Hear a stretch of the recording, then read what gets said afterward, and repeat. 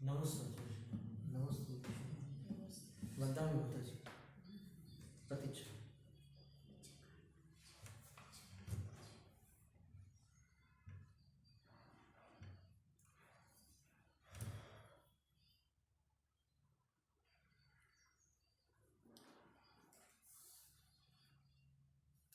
अथाष्टमोध्याय। अब अष्टम अध्याय प्रारंभ किया जाता है।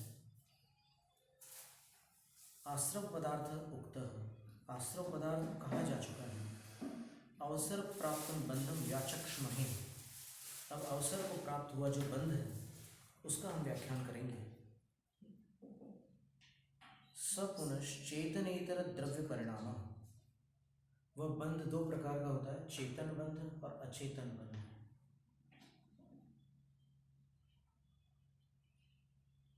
तो जो द्रव्य कर्म का बंध है वो द्रव्य बंध है, और जिस भाव से बंध हुआ है वो भाव बंध, वो चेतन है। तो इससे बड़ी बात अपने सामने आती है कि समय पावड़ में जिन भावों को चिदाभासी कहा गया है, रागादिक को, चेतन जैसे भाषित होते हैं, आभासित होते हैं, चेतना का आभास देते हैं, पर ज्ञान दर्शन से भिन्न होने के कारण वो शुद्ध चेतन नहीं है, इसलिए उनको चिदाभासी कहा गया है, रागादिक को। लेकिन वो जीव की पर्याय ही होते हैं। रागी और वीतराग कौन होता है? 6 द्रव्यों में से कौन सा द्रव्य रागी और वीतराग होता है? क्या पुद्गल द्रव्य रागी और वीतराग हो सकता है? नहीं होता। तो वो जीव की ही विकारी पर्याय है। इसलिए उस अपेक्षा से विचार करो तो वो रागादिक जो है वो जीव में है, लेकिन जीव के शुद्ध स्वभाव नहीं होने के कारण कहते हैं कि वो जीव के नहीं है, पराश्रित भाव है, कषायों के कारण होते हैं, इसलिए ऐसा कहते हैं। तो वो भाव बंध है। और द्रव्य बंध क्या है? कर्म बंध है। ज्ञानावराधिक कर्मों का बंध द्रव्य बंध है। अब ये बंध, इसके बारे में बड़ा सुंदर वर्णन है यहाँ पर।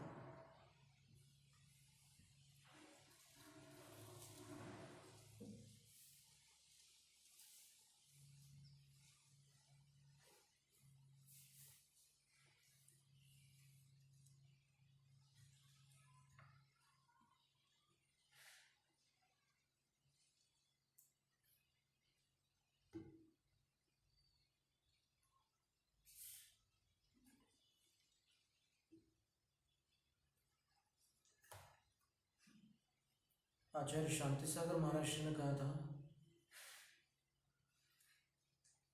समय सार बाद में चाहिए, पहले महाबंध चाहिए। जब लगभग सन 1943 से 47 के बीच पहला भाग जो समय सार, पहला भाग जो महाबंध का प्रकाशित हुआ था काशी में, जब भारतीय ज्ञानपीठ संस्था थी, बाद में वो दिल्ली में आ गई, तो वहाँ से प्रकाशित हुआ था। पंडित सुमेर चंद दिवाकर जी ने उसका अनुवाद किया था।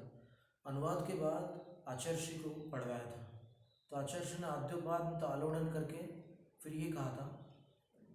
अब उसमें एक पुस्तक में तो पूरा प्रकृति बंध का वर्णन, एक पुस्तक में स्थिति बंध का, एक पुस्तक में प्रदेश बंध का, एक पुस्तक में अनुभाग बंध, ऐसे 7 पुस्तकें हैं महाबंध की। तो पहली पुस्तक जो थी उसको आचार्य श्री ने पढ़ा और फिर उन्होंने ये बात कही कि पहले महाबंध चाहिए, पहले समय सार नहीं, पहले महाबंध चाहिए। और यही बात आज हमारे मन में आई थी जब सवेरे एक बालक कोई मंगलाचरण भजन कर रहा था, तो उस भजन में वो आध्यात्मिक पद पढ़ रहा था। तो जो जैन मार्ग है, जैन मार्ग में पहले परमात्मा की आराधना है, और बाद में जब पात्रता प्रकट हो जाती है तब आत्मा की आराधना है। आत्मा के ज्ञान का निषेध नहीं है, लेकिन आप अगर बच्चों को ही ये सब सिखा देंगे, आत्मा आत्मा आत्मा के भजन और गीत और सब, वो मंगलाचरण कर रहा है। मंगलाचरण जिनेंद्र भगवान के लिए किया जाता है। आत्मा का थोड़ी मंगलाचरण किया जाता है, आत्मा का तो ध्यान किया जाता है। तो जब आचार्य शांति सागर महाराज जी ने ये वाक्य बोला तो फिर एक बड़ा वर्ग था जो आत्मा की ही चर्चाओं को प्रधान मानता था। उनके प्रमुख ने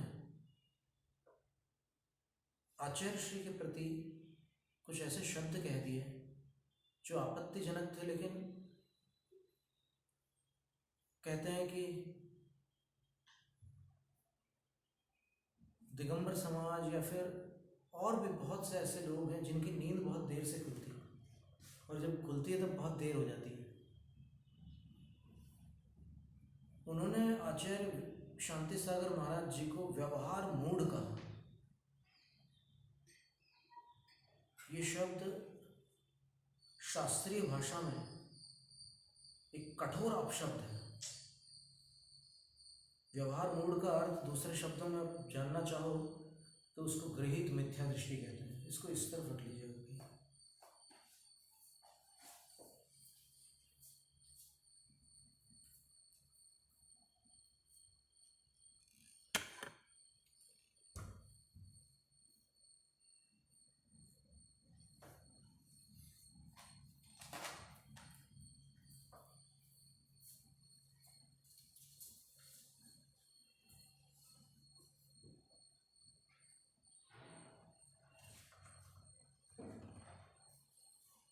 अपशब्द का प्रयोग ज्ञानी जन नहीं करते।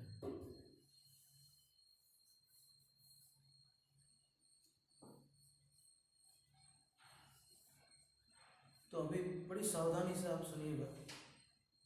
अष्टम अध्याय जो है 8वां अध्याय, उसमें सूत्र की गणना अल्प है, लेकिन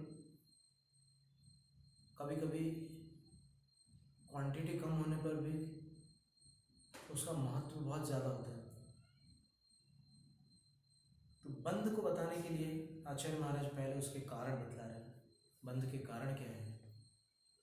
मिथ्या दर्शनाविरति प्रमाद कषाय योगा बंध हेतवः। मिथ्या दर्शन, अविरति, प्रमाद, कषाय और योग, ये 5 बंध हेतु द्रव्य संग्रह ग्रंथ में, तत्वार्थ सूत्र ग्रंथ में बताए गए हैं। घुमटसार में और समय पाउड़ में 4 बंध के हेतु है। वहां पर प्रमाद को अलग से नहीं लिया है।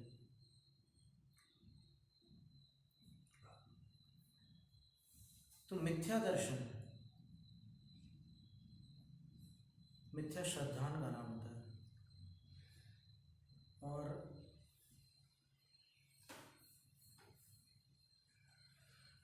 वह मिथ्या श्रद्धान जो होता है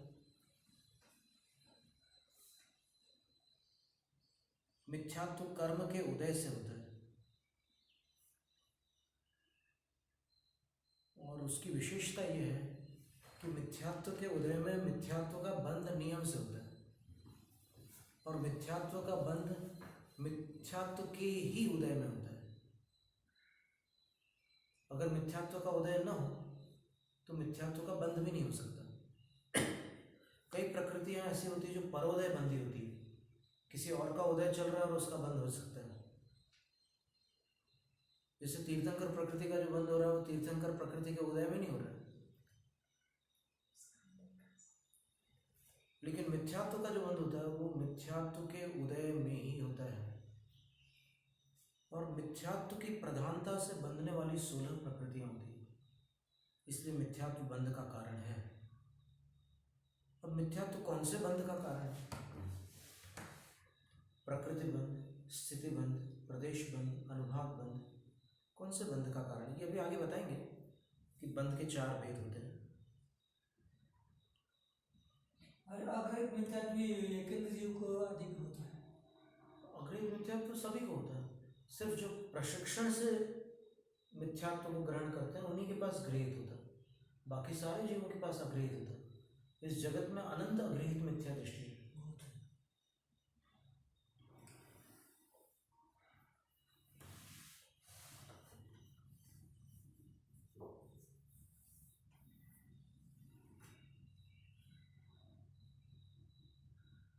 तो इसको आचार्यों ने बंध का कारण कहा है।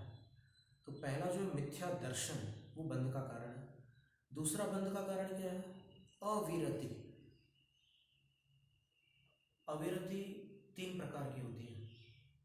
अनंतानुबंधी जनित अविरति, अप्रत्याख्यानावरण जनित अविरति और प्रत्याख्यानावरण जनित अविरति। जो सामायिक आदिक चारित्रों के न होने के कारण, प्रत्याख्यानावरण के उदय से सामायिक आदिक चारित्र उत्पन्न नहीं हो सकते, तो वो एक प्रकार की अविरति है। देश संयम उत्पन्न हो जाता है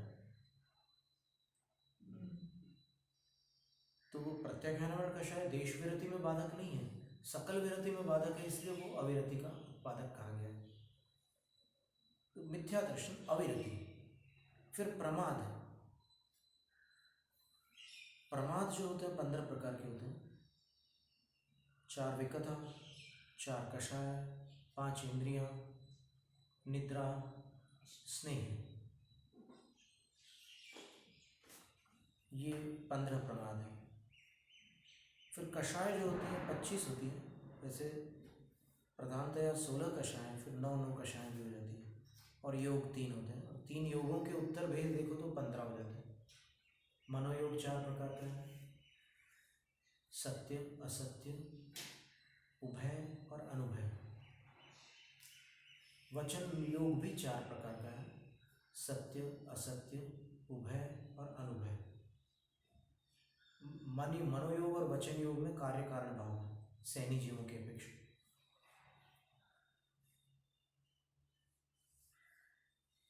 यानी वचन योग मनोयोग का कार्य होता है वहां पर। फिर काय योग जो होता है वो औदारिक काय योग, एक औदारिक मिश्र काय योग भी होता है। जब औदारिक शरीर प्राप्त करने की स्थिति होती है और कोई जीव समूर्छन जन्म से या गर्भ जन्म से वहाँ आता है जन्म स्थान पर, तब वो कारण काय योग में होता है, विग्रहगतो कर्म योग। लेकिन वो जब औदारिक शरीर के योग्य आहार वर्गणाओं को ग्रहण करना प्रारंभ कर देता है, तो इधर से कार्बन वर्गणा भी आ रही थी और उधर से आहार वर्गणा भी आने लगी, तो इन दोनों का मिश्रण हुआ, तो वो औदारिक मिश्र काय योग है। इसी तरह वैक्रिक मिश्र भी होता है।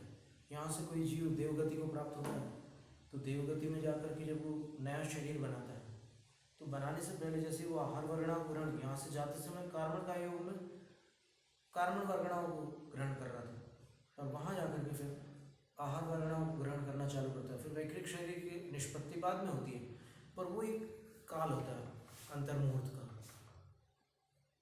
जब वो मिश्र योग में रहता है, वैक्रिक मिश्र। इसी तरह आहारक मिश्र का योग। आहारक मिश्र का योग कैसे होता है? जब मुनिराज के शीर्ष के ऊर्ध्व भाग से एक हाथ प्रमाण शुभम विशुद्धम अव्याघाति च आहारकम प्रमत्त संहित सेव एक आकार निकलता है।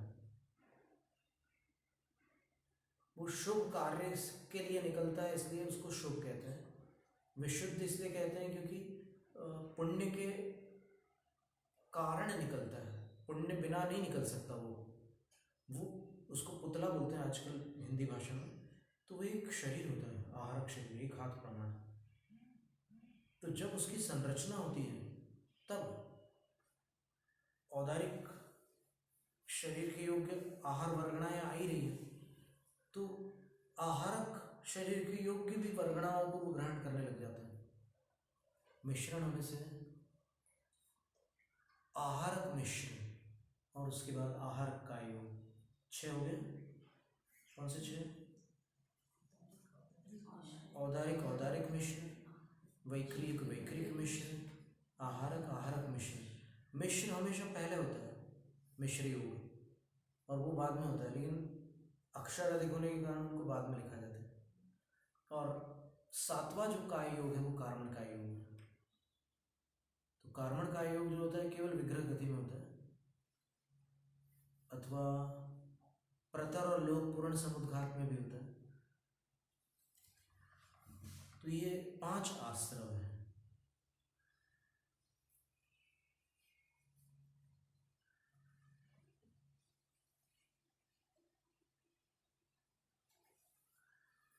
सकषायत्वात् जीवः कर्मणो योग्यान् पुद्गलानादत्ते सबन्धः।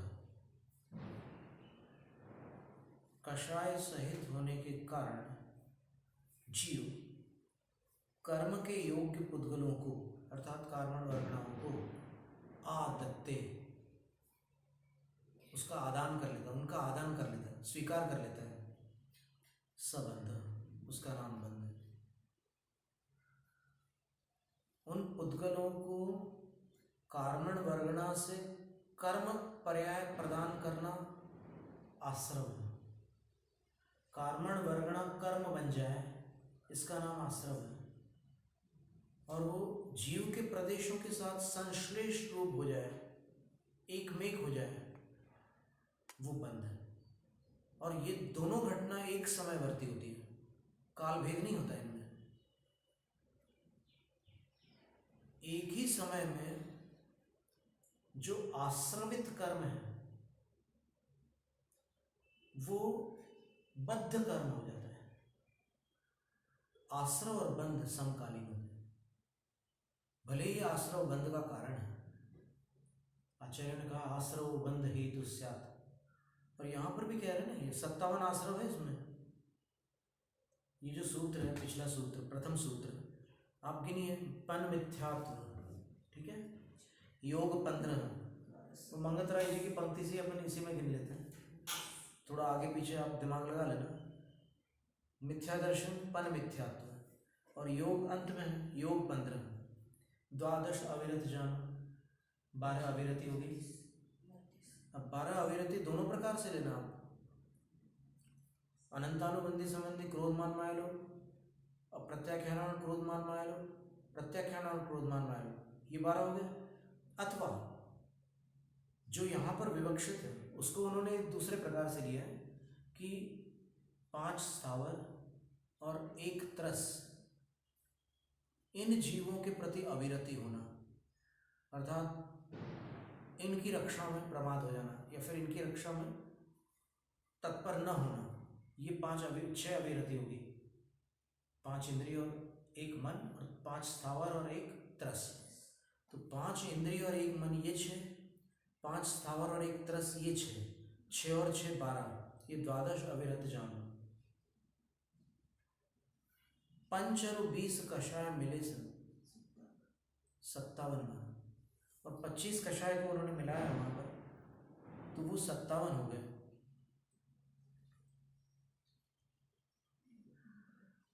प्रमाद का क्या हुआ फिर? उसमें प्रमाद नहीं है क्या? अनमिथ्यात्व योग 15 12 अविरत जान, 5 और 20 कषाय मिले 57 मन। उन्होंने 4 में 57 कर दिए, बिल्कुल ठीक है। क्योंकि वहां पर अगर कर्मकांड में अपन देखेंगे तो वहां पर भी ऐसे ही 57 भेद बनाया, लेकिन 4 के 57 बनाए। यहाँ पर अपन 5 के भी देख सकते हैं। 5 मिथ्यात्व हो गए, 12 अविरति हो गई, 15 प्रमाद हो गए, कितने हो गए? 32 हो गए, और 15 योग हो गए। 32 और 15 47। अब 57 में से 47 घटाओ तो कितना हुआ? 10। तो 10 में कषायों को कैसे बैठाएंगे?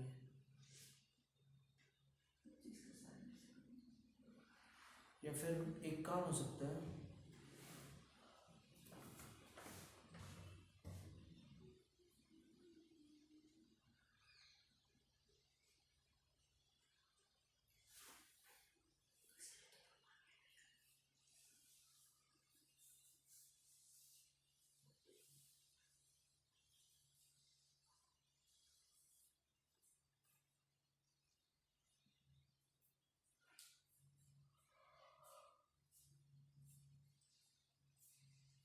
टीका में उन्होंने 25 कषाय ही ली,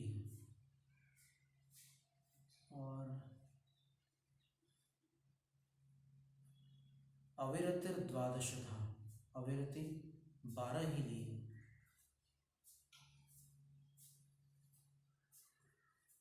और योग 15 ही लिए हैं।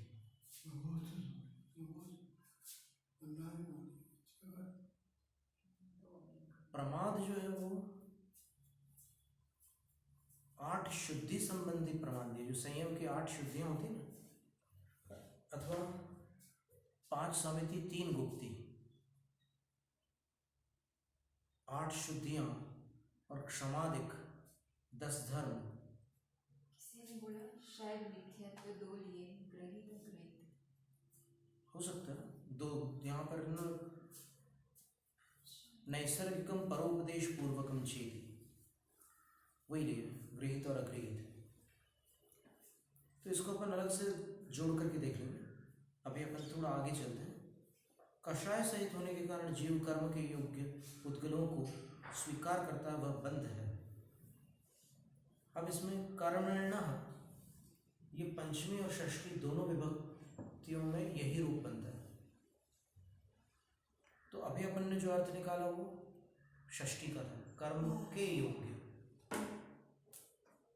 दूसरा अर्थ भी आचार्य पूज्यपाद स्वामी ने बताया, कर्मणः जीव, कर्मणः सकाय कषायत्वात् जीव, कर्म के कारण हेतु प्रयोग है पंचमी, कातंत्र उपमाना में सूत्र है कि हेतु के प्रयोग में पंचमी विभक्ति का प्रयोग होता है।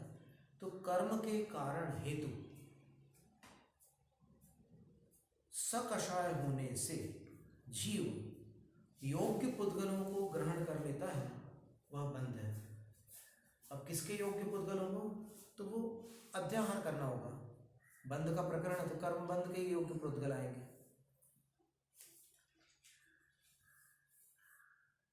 अब कर्म बंध के कितने भेद हैं, आचार्य कहते हैं प्रकृति स्थित अनुभव प्रदेशास्तद विधय, तद विधय, उसके भेद कितने हैं, तो प्रकृति बंध, स्थिति बंध, अनुभव बंध, अनुभव बंध का दूसरा नाम अनुभाग बंध है, और प्रदेश बंध। प्रकृति बंध का अर्थ क्या होता है, प्रकृति स्वभाव, जैसे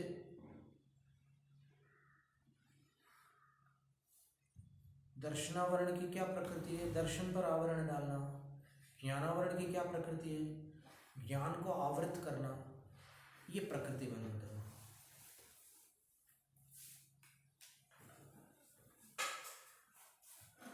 स्थिति बंध क्या है, स्थिति बंध का अर्थ होता है वो कर्म बंध अवस्था में कब तक स्थित रहेगा, समझ में आ रहा है, यानी उसका जो बंधन काल है उसको स्थिति बंध कहते हैं।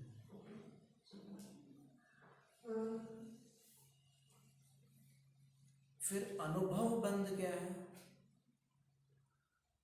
कर्म की फलदान शक्ति को अनुभव कहते हैं। वो कभी मंद भी होती है, कभी तीव्र भी होती है, विभिन्न प्रकार की शक्तियां होती है फल देने की। मंद क्रोध का उदय हो तो आप उसको वश में कर सकते हो, शांत बैठ सकते हो। तीव्र क्रोध का उदय हो तो फिर संभल नहीं पाते हो। अलग अलग कर्मों में ये तीव्र मंद आदि जो भेद बनते हैं उसको अनुभव बंध कहते हैं। फिर प्रदेश बंध किसको कहते हैं, प्रदेश का अर्थ अपन पहले पढ़ चुके हैं कि एक परमाणु जितना आकाश का क्षेत्र घेरता है उसको प्रदेश कहते हैं। तो यहाँ पर प्रदेश शब्द जो है वो परमाणुओं का वाचक है। तो आपको कर्म बंध हुआ तो कितने परमाणु आए कर्मों के, आते अनंत हैं, लेकिन अनंत में भी कभी कभी न्यूनाधिकता हो जाती है, उसको एक समय प्रबद्ध कहते हैं। एक समय में आत्मा के साथ बंधने वाले कर्म परमाणुओं को एक समय प्रबद्ध कहते हैं। और उसकी राशि घुमटसार कर्मकांड में दी है, वो कितना होता है एक समय प्रबद्ध, तो बोलते हैं कि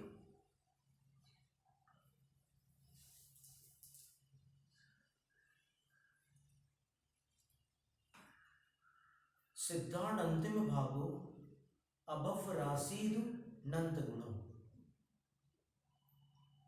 अनादिकाल से जो सिद्ध चले गए उनका अनंतवा भाग, अनंत जीव सिद्ध हो चुके हैं तो उनका अनंतवा भाग, लेकिन अभव्यों से अनंत गुणित, अभव्य भी अनंत है, सिद्ध भी अनंत है, लेकिन अनंत अनंत प्रकार का होता है। तो सिद्धों वाले अनंत को अनंत से आप भाजित करिए तो जो राशि आएगी वो उन कर्म परमाणुओं की राशि है। उतने परमाणु प्रति समय आत्मा के साथ बंधते हैं और उतने ही खिलते भी हैं, उदय में आकर झड़ते भी हैं। तो वो कभी खाली होता ही नहीं है।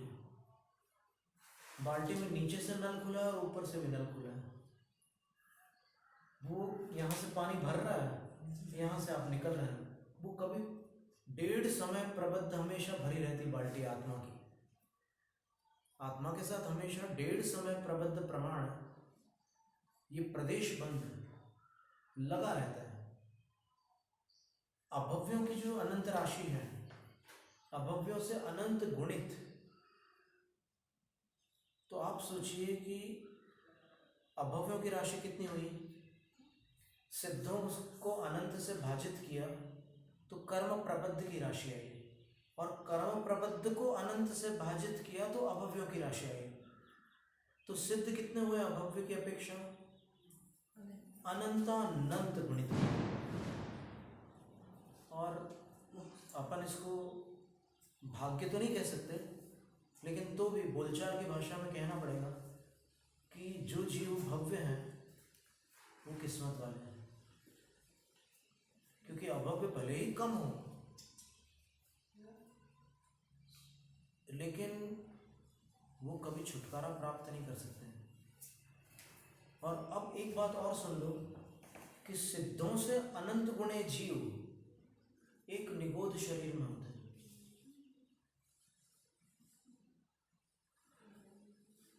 और असंख्यात लोक प्रमाण निगोद शरीर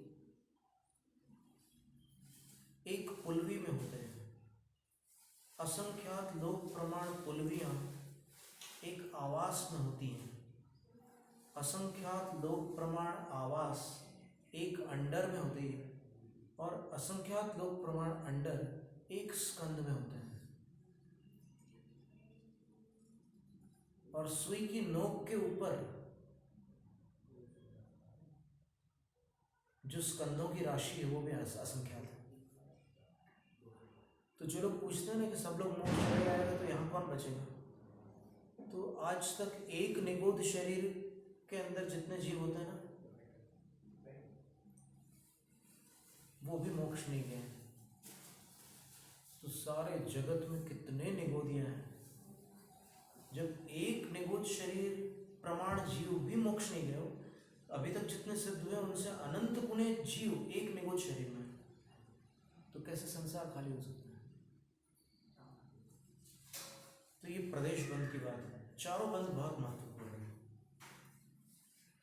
प्रकृति बंध कैसे होता है ये अपन ने 6ठे अध्याय में पढ़ा।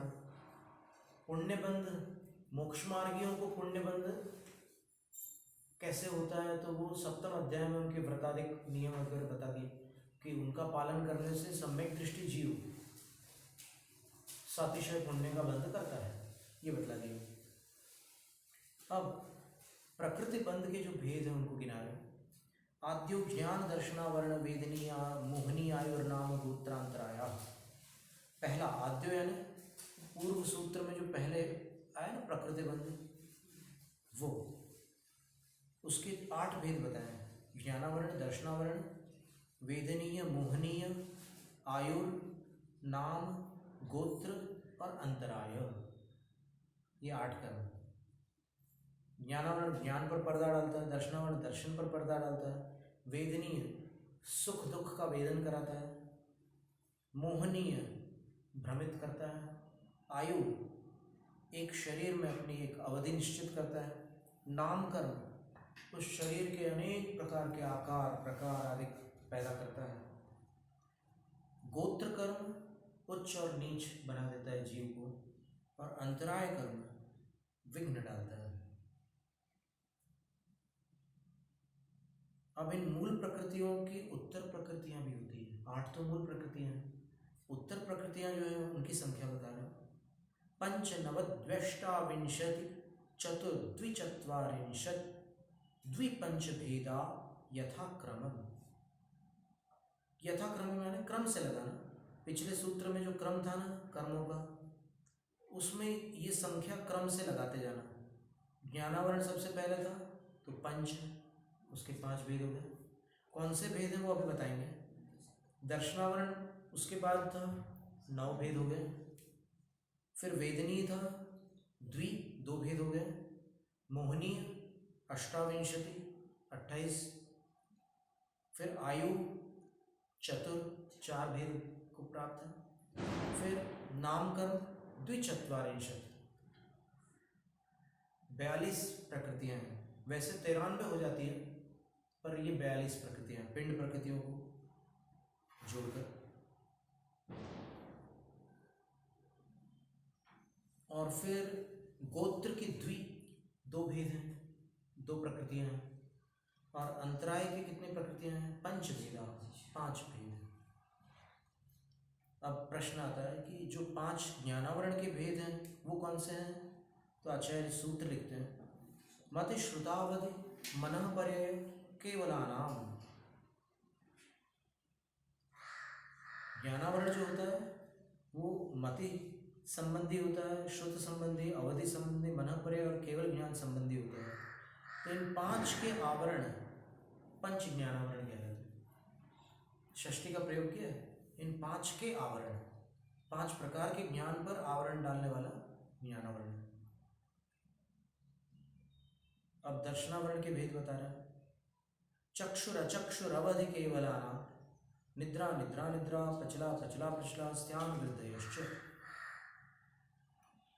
चक्षुर दर्शन पर आवरण डालने वाला चक्षुर दर्शनावरण, अचक्षुर दर्शन पर आवरण डालने वाला अचक्षुर दर्शनावरण, अवधि दर्शन पर आवरण डालने वाला अवधि दर्शनावरण, और केवल दर्शन पर आवरण डालने वाला केवल दर्शनावरण। इन 4 के आवरण हुए। और जो अपने आप में ही आवरण है वो क्या है? निद्रा और निद्रा निद्रा। सोने का नाम निद्रा है, और निद्रा निद्रा जो है उस शयन की प्रगाढ़ता का नाम है। मूलाचार में लिखा है कि खुर्राटे जिस निद्रा में आते हैं वो निद्रा निद्रा के उदय से ही आते हैं। और यहाँ तक लिखा है कि निद्रा निद्रा के उदय में अगर उसके पलंग को स्थानांतरित कर दे तो उसको होश नहीं आता। फिर प्रचला, प्रचला में क्या होता है कि शरीर में हलन चलन होती है। सोते सोते सो रहे आप, ऐसे उंगली हिल रही है, या फिर कभी कभी सभा में बैठे बैठे भी लोग ऐसे झटके लगते हैं, वो प्रचला करके कर्म की वजह से होते हैं। और इसकी जो प्रगाढ़ वृत्ति होती है, पहले पहले सुदेन चलंती अंगाई, बहंती लालाई चलंती अंगाई। शयन काल में जब मुख से लार निकलती है तो समझना प्रचला प्रचला का उदय है। शयन काल में हाथ पैर चलते हैं। कुछ लोग बोलते हैं कि मैं उसके साथ नहीं सोता, तमाचे मारता है, पूरे रात में वो नींद में मार पीट कर लाते मारता है वो। ये प्रचला प्रचला का उदय होता है। आज ही निद्रा में पूरी गाड़ी घूम के लिया है। हाँ, वो अभी बता रहे हैं, वो आगे बता रहे हैं। और उनको मालूम नहीं। हाँ, तो ये प्रचला प्रचला हो गया। अब इसके बाद स्त्यान वृद्धि। स्त्यान वृद्धि में जो है वो सोते सोते भी जागृत के समान काम करता है। उसमें ये बताया, दांत जब कटकटाता है कोई मनुष्य सोते समय, तब समझना कि स्त्यान वृद्धि का उदय है। अथवा वो चलने फिरने लग जाता है, तब समझना स्त्यान वृद्धि का उदय है। वो बोलने लग जाता है। ये छठे पुरस्तान तक इन 3 प्रकृतियों का उदय बताया है। निद्रा निद्रा, प्रचला प्रचला और स्त्यान वृद्धि। सन 85 में हम लोग ऐसे गर्मियों के समय आचार्य श्री के पास में सोते थे दीक्षा के पहले, और कुछ मुनि महाराज भी वहाँ पर विश्राम करते थे रात्रि में। तो सोते सोते एक मुनि महाराज ओम नमः सिद्धेभ्य, ओम नमः सिद्धेभ्य, जय श्री ओम नमः सिद्धेभ्य प्रवचन करने लगे।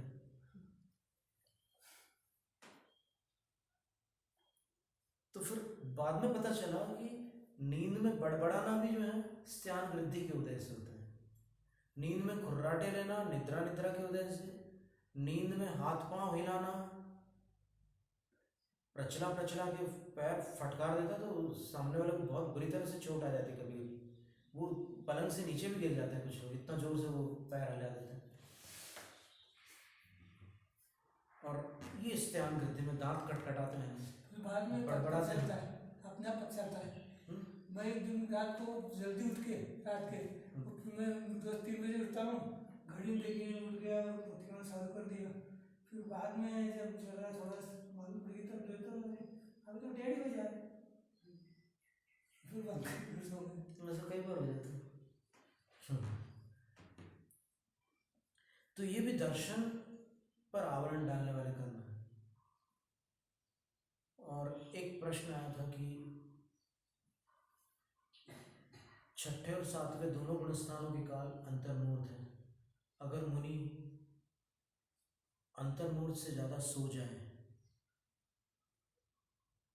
तो क्या होगा? क्योंकि सातवें में तो निद्रा है नहीं, निद्रा का उदय मात्र है, पर जो 15 प्रमाद है जिसमें निद्रा बताई गई, सो जाना, वो तो नहीं है। फिर कैसे होता हो, रात भर कैसे सोते होंगे? तो उसका समाधान ये है, वैसे उसके एक से अधिक समाधान हो सकते हैं, लेकिन एक समाधान हम आपके सामने रखें कि छद्मस्त जीवों में ज्ञानोपयोग और दर्शनोपयोग का काल अंतर्मूर्त है। और ये जो निद्रा है ये ज्ञानोपयोग के काल में है। कैसे? क्योंकि ये दर्शनावरण है और ये 3 निद्राएं तो सर्वघाती है, तो वो दर्शन का सर्वघात करने वाली निद्राएं हैं। तो उस काल में ज्ञानोपयोग ही रहेगा, और ज्ञानोपयोग का अंतर्मूर्त काल समाप्त होगा तो निद्रा नियम से भंग होगी। और अगर ऐसा नहीं मानते तो जीव अचेतन हो जाएगा। क्यों? क्योंकि ज्ञानोपयोग भी गया और दर्शनोपयोग तो सर्वघात को प्राप्त हो ही चुका है निद्राओं से। तो जब ज्ञानोपयोग भी नहीं रहेगा और दर्शनोपयोग भी नहीं रहेगा तो जीव कैसे रहेगा? उपयोग लक्षण। इसलिए ये प्रश्न ही नहीं उठता कि सोते समय मुनि महाराज नीचे आ जाते होंगे, भावलिंगी नहीं रहते होंगे, ऐसा नहीं है। ये सहज प्रक्रिया है, ज्ञानोपयोग और दर्शनोपयोग में परिवर्तन। अब ज्ञानोपयोग में 7वां हो सकता है, उसमें कोई आपत्ति नहीं है, दर्शनोपयोग में भी 6ठा 7वां दोनों हो सकते हैं। निद्रा हो महाराज जी, अपना भान तो रहता है। नहीं, वो नींद खुलने के बाद आपसे कोई पूछे कि नींद कैसी रही, सोचने की बात है। ये क्यों पूछता है सामने वाला? क्योंकि ये व्यवहार में सबके अनुभव में आता है। सोने के बाद उठते हैं तो पता रहता है कि ढंग से सोए कि नहीं सोए। अगर सोते समय बिल्कुल बेहोश हो जाता कोई, तो फिर कैसे कोई प्रश्न करता उससे कि कैसी रही नींद? अशन शयनादि चिंता पोषण, प्रवचन सार गुरु ग्रंथ में लिखा है कि आचार्य का कर्तव्य क्या है कि कोई आगंतुक साधु है उसके भोजन और शयन की चिंता करना, आदि शब्द से और भी कुछ चीज़ों की चिंता करना, उसका नाम पोषण है। तो आचार्य का काम क्या है? वो साधुओं का पोषण करते हैं, क्योंकि आचार्य अवस्था में गण पोषण होता है, तो शयन की चिंता करते हैं। यद्यपि शयन कोई प्रशंसनीय गुण नहीं है किसी जीव का, लेकिन शयन देह के लिए अपेक्षित है और थकान को दूर करने के लिए आवश्यक है। भोजन भी कोई प्रशंसनीय बात नहीं है। आहार संज्ञा कोई पुण्य है क्या?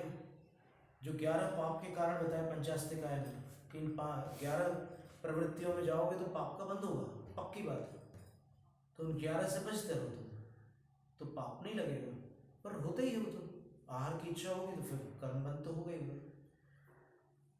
तो इस तरह ये दर्शनावरण के भेद हो गए, 9 हो गए। अब सदसद वेद्य, साता और असाता, ये 2 प्रकार की वेद्य कर्म है।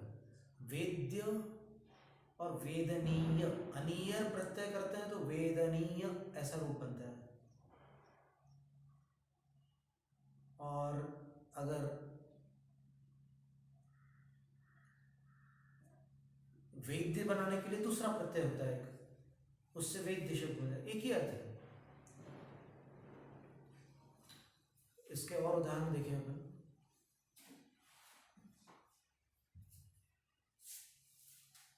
जैसे करणीय, अनुकरणीय या करणीय, करणीय का अर्थ करने योग्य। इसी तरह कार्य, कार्य का अर्थ भी करने योग्य होता है। वैसे ही वेदनीय और वेद्य दोनों एक अर्थ होते हैं। यहाँ पर वेद्य शब्द रखा है क्योंकि क्या होता है कि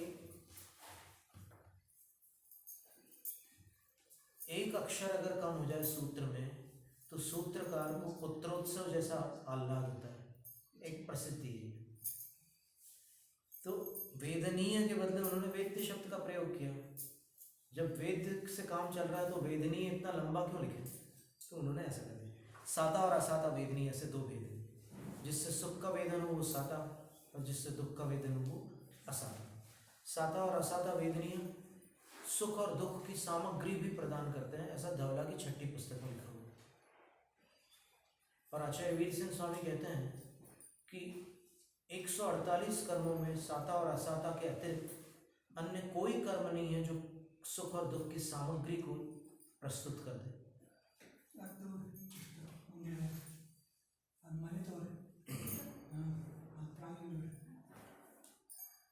केवल साता और असाता से ही सामग्री। तब फिर प्रश्नकर्ता ने कहा कि अगर सामग्री उससे प्रस्तुत होती है तो फिर वो पुद्गल विपाकी हो जाएगा, लेकिन साता और असाता दोनों जीव विपाकी है। तो आचार्य बोलते हैं इट्ठक तादव, किसी अपेक्षा से हमें ये बात स्वीकार है कि ये उभय विपाकी है, जीव विपाकी भी है और पुद्गल विपाकी भी है। प्रधानतया जीव विपाकी है क्योंकि जीव को ही सुख दुख का वेदन होता है।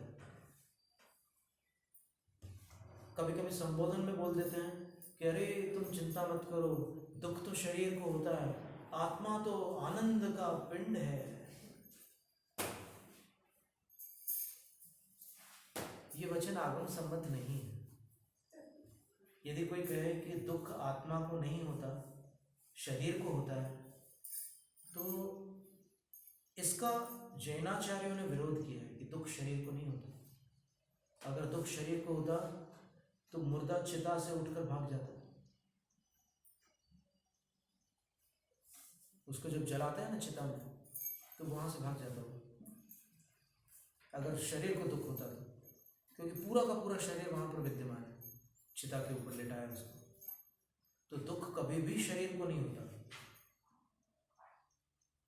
न जानन्ति शरीराणि, समाधि तंत्र में पूज्यपाद आचार्य लिखते हैं, न जानन्ति शरीराणि सुख दुखान्य बुद्धया। सुख दुखानि शरीराणि न जानन्ति, शरीर जो होते हैं वो सुख और दुख को नहीं जान सकते। लेकिन अबुद्धय निग्रहानुग्रहधियं तथा पैत्रैव कुर्वते, उसी शरीर को या तो दुख देते हैं या सुख देने में लग जाते हैं। वो ये मानते हैं कि शरीर में ही सुख और दुख है, जबकि सुख और दुख शरीर को कभी नहीं होते।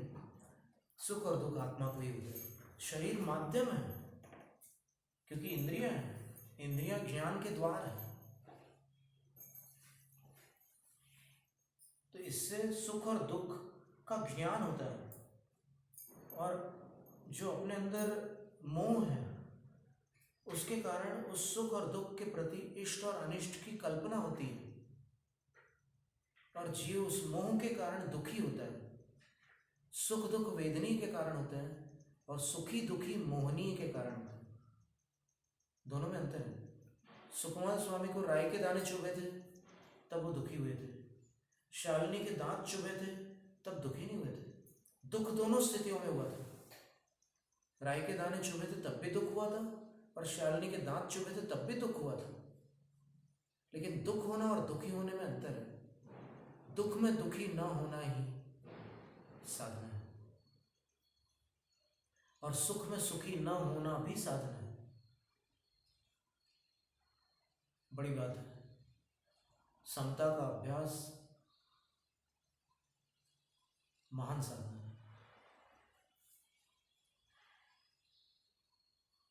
ठीक है, जब तक जैसी भूमिका है तब तक वैसी प्रवृत्ति तो रहेगी। जिस गुणस्थान में जो कमजोरियां रहती हैं उसका निषेध नहीं किया जा सकता। जैसे अपन मुनियों के गुण स्थानों की चर्चा करते हैं और उनकी चर्या को अपन वहाँ मूलाचार में देखते हैं, उनकी क्रियाओं की जानकारियाँ अपन प्राप्त करते हैं, नियम सार वगैरह में 13 प्रकार के चारित्र, व्यवहार चारित्र, इन सबको पढ़ते हैं अपन। फिर भी जिस गुण स्थान में जितनी दुर्बलता है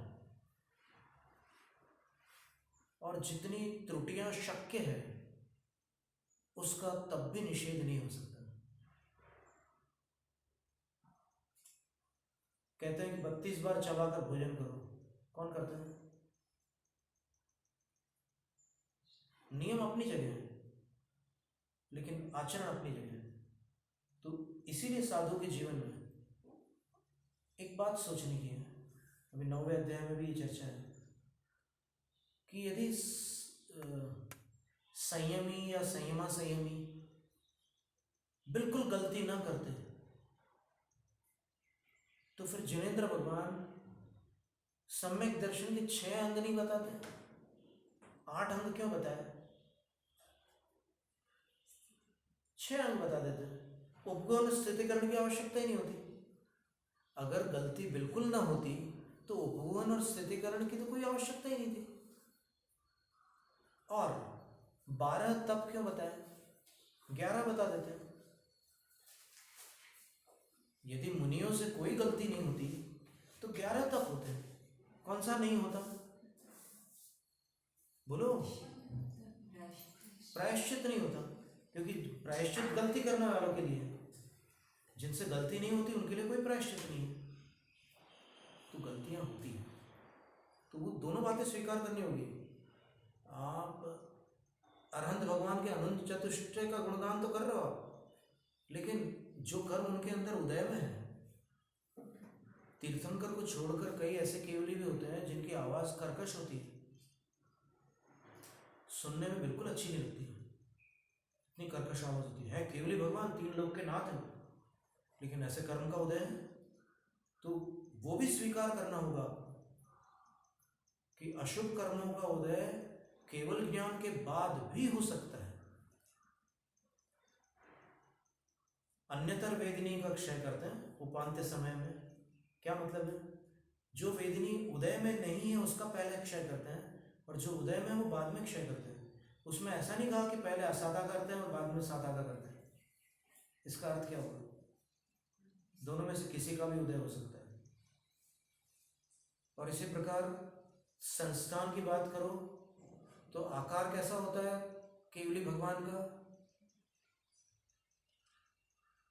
तो आगम में बताया है कि उनके 6 संस्थान हो सकते हैं उदय में, लेकिन संगनन एक होगा। कौन सा? वज्र वृषभ नाराज संगनन, क्योंकि उसी से मुक्ति होती है। पर संस्थान 6 है तो कुबड़े भी हो सकते हैं केवली भगवान। बहिर्दृष्टि लोग इन कुरूप आकृतियों को देख करके द्वेष को प्राप्त हो सकते हैं, लेकिन सम्यक दृष्टि जानता है कि ये भले कुबड़े हैं, भले इनका कोई भी संस्थान, हुंडक संस्थान भी हो सकता है, लेकिन 100 योजन तक सुभिक्ष हो जाएगा जहां चरण पड़ेंगे उनके।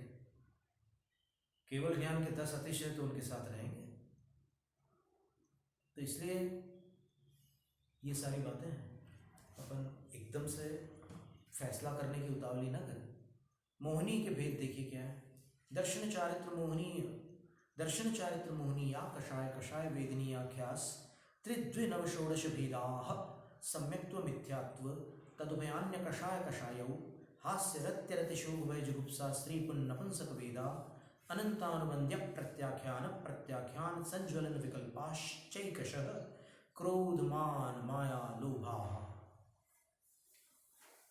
मोहिनी के सबसे पहले 2 भेद किए, दर्शन मोहिनी, चारित्र मोहिनी। जो श्रद्धा को भ्रमित करे दर्शन मोहिनी, और जो आचरण में भ्रम उत्पन्न करे चारित्र मोहिनी। फिर चारित्र मोहिनी के 2 भेद किए, अकषाय यानी नो कषाय और कषाय। अकषाय वेदनीय और कषाय वेदनीय। यहाँ वेदनीय शब्द का प्रयोग किया है और वहाँ वेदनीय कर्म के भेद में वेद्य का प्रयोग किया था। तो अकषाय वेदिनी का अर्थ होता है ईशत कषाय।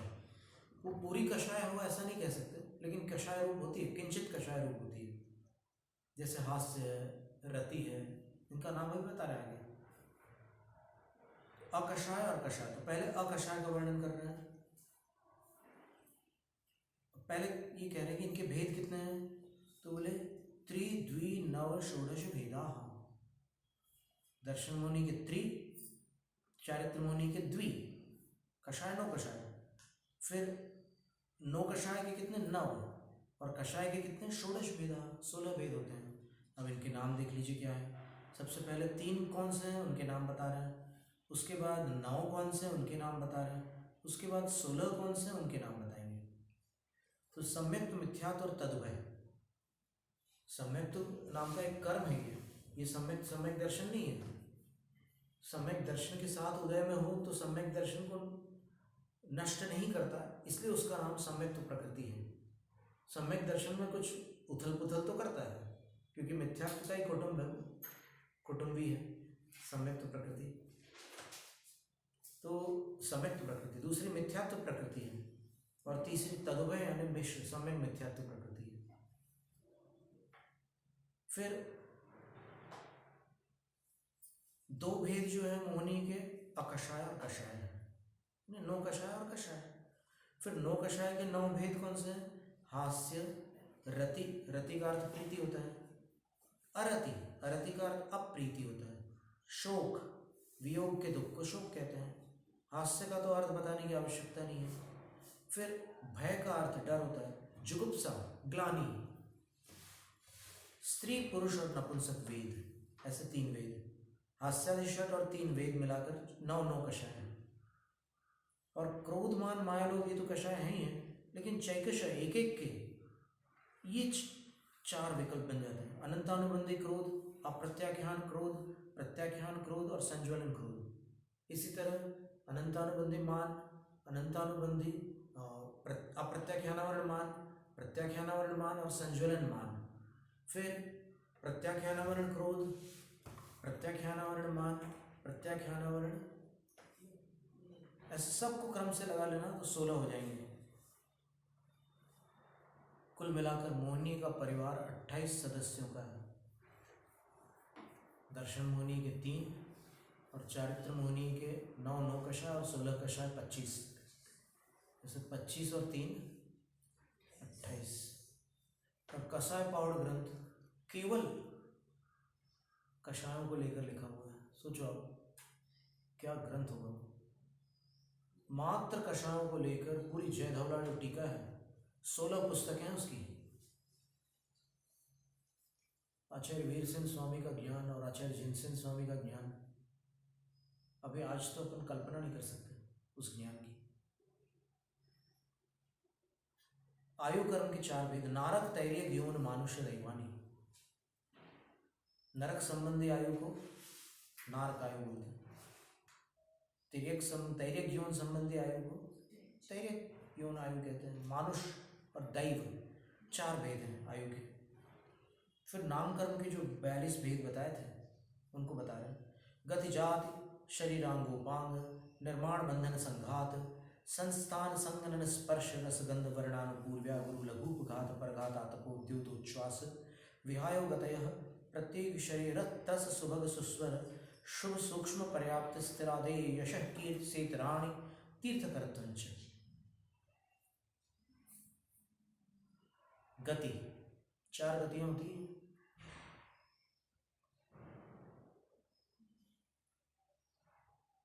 जैसे 4 आयु हैं, 4 गतियां हैं। जाति 5 होती हैं, 1 इंद्रिय, 2 इंद्रिय, 3 इंद्रिय, 4 इंद्रिय और 5 इंद्रिय। फिर शरीर भी 5 होते हैं, औदारिक, वैक्रिक, आहारक, तेजस और कारण शरीर। इनसे संबंध रखने वाले नाम कर्म होते हैं। फिर अंगोपांग भी शरीर के अनुरूप होते हैं। निर्माण भी वैसे ही होता है, बंधन भी वैसे ही होता है। निर्माण का अर्थ रचना है और बंधन का अर्थ होता है उसका बंधन। शरीर बंधा रहता है ना, बंधन नाम कर्म से रहता है, नहीं तो बिखर जाएगा। फिर संघात यानी उसमें ठोस पना रहता है। संस्थान, संस्थान का अर्थ होता है आकार प्रकार, शरीर की आकृतियाँ 6 प्रकार की होती है। फिर संघनन का अर्थ होता है अस्थि बंधन, हड्डियों की मजबूती, वो संघनन कहलाता है। संघनन और सहन शक्ति अलग वस्तु है। अब किसी को सहन नहीं हो रहा है और वो बोलता है कि क्या करें, संघनन बहुत कमजोर है मेरा।